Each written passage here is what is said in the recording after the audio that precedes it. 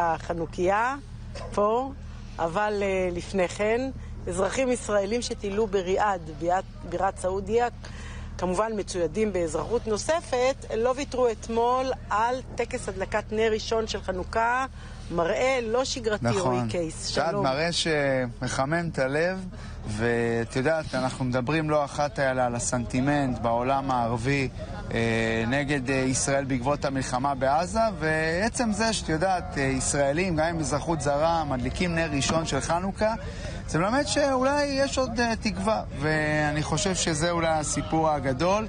ראינו בשנים האחרונות את סעודיה נפתחת יותר ויותר בכל מה שקשור גם ליחס ליהודים, ולכן יש פה באמת, אני חושב, הרבה מאוד פוטנציאל. אנחנו שוחחנו עם יעקב לופט, הוא מעשה המדריך שהדריך את אותם ישראלים, אותם אמריקנים, יהודים שהיו בסעודיה ובאומן, וסיפרנו על החוויה שלו להדליק נר ראשון של חנוכה בריאד, בירת סעודיה. הנה הדברים שהוא אמר לנו, הוא נמצא כבר באמירויות.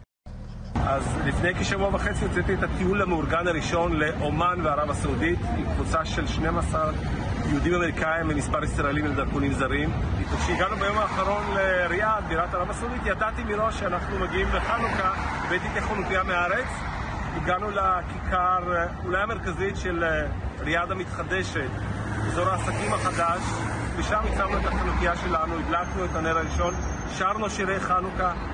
המקומיים עברו לידינו, צילמו, הגיבו לחלוטין רגיל, כנראה שלא כך הבינו מה קורה כאן, אבל מבחינתנו באמת הרגשנו איזשהו רגע היסטורי, נר חנוכה ראשון בריאד, בירת ערב הסעודית, ואני מאוד מקווה שתוך זמן קצר זה כבר יהפוך לשגרה.